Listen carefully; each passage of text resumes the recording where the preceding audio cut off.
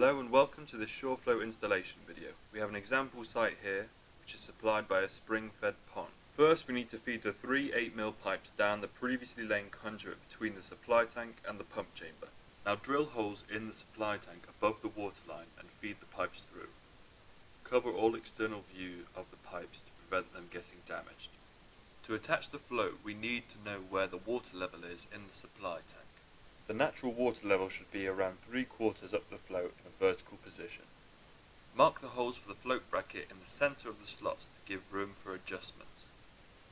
Now drill the holes, insert the raw plugs and attach the float bracket to the wall. Now we can connect the pressure pipes to the float. Identify each pipe using the techniques in the manual. Cut a short piece of pipe for the exhaust, which is the last port on the bottom. Now cable tie the pipes together and fix them back to the wall so they don't impede the action of the float. Now we can fix the filter housing assembly to the wall of the pump chamber.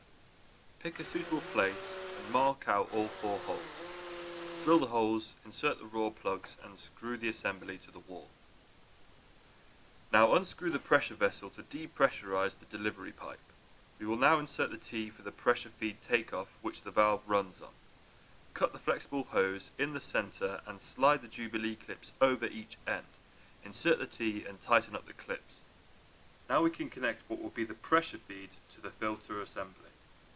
Now connect the pipe corresponding with the pressure port on the float to the green port on the filter assembly. Remove the exhaust chimney and screw the valve assembly into the top of the pump. Screw it all the way home, then turn it back a 1/4 turn. Now add the connectors to the valve ports and connect the 2 remaining pipes. If you are unsure which is which, check the operation before labelling. Reapply the PTFE tape to the pressure vessel and screw it back in place. Now with the supply tank full and the float up, we can start the pump. Disconnect the pipe going into the top of the valve's diaphragm at the 90° connector. Recognise this port as closer to the centre of the valve. Hold your thumb over the end to keep pressure. Turn the shutoff valve on to start the pump. Wait for 30 seconds, then reconnect the pipe. Now disconnect the other pipe to see if water is travelling through the system. If not, adjust the pressure regulator clockwise until water flows from the pipe. If nothing happens, check your pressure line is connected to the correct port on the float.